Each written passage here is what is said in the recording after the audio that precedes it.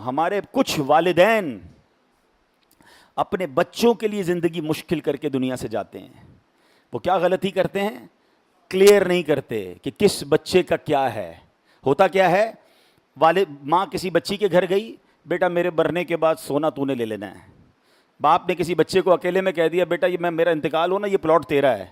माँ ने किसी दूसरी बच्ची को कह दिया, मर जाऊं तो ये घर तेरा है। अच्छा, सबको कह दिया, आपस में बिठा के किसी को नहीं कहा। माँ बाप की आंखें बंद हुई, बहन कसम खा रही है माँ ने सोना मुझे कहा था, भाई कहता है प्लॉट मुझे कहा था, वो दूसरा कहता है घर मुझे कहा था, सारे लड़ रहे हैं। ये क्या कर रहे हैं आप? अगर आपने कोई फैसला करना भी है, सारे बच्चों को बिठाएं और लिखवाएं कि मेरे मरने के बाद ये इसको देना, ये इसको देना, ये घर उसका, ये फलां उसका, और सबकी साइनें करवा लें।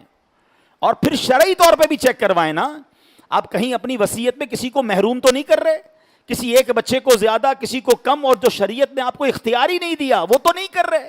क्योंकि मरने के बाद वरसा का हक कुरान ने बयान किया है।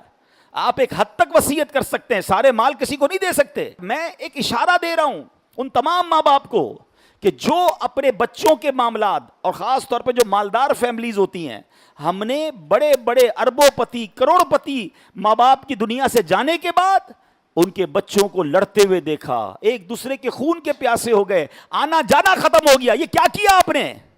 ये कैसा फैमिली स्ट्रक्चर बनाया? आपने नहीं लिखा, आपने वाजे नहीं किया, और बाद में अपने बच्चों को लड़ने के लिए छोड़ दिया।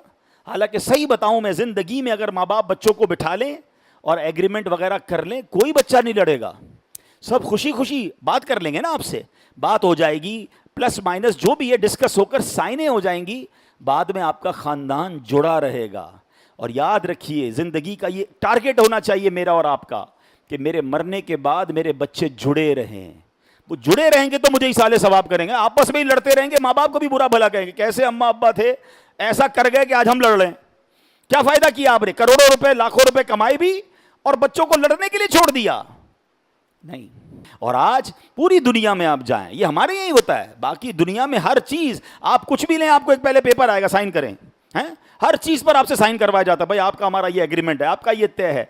पढ़े लिखे लोगों को हमने देखा, जबानी डील भी हो जाती है, थोड़ी देर बाद उनका एक मैसेज आता है कि हजरत जरा मैसेज पे भी कंफर्म कर दें, ईमेल पे कंफर्म करें हमें कि हमारी जो आज बात हुई है इसकी ये मिनट्स थे, ये हमारी तय हुआ है। बंदा कहे यार मैं जबानी कह तो गया हूं, कहता नहीं लिख के दें।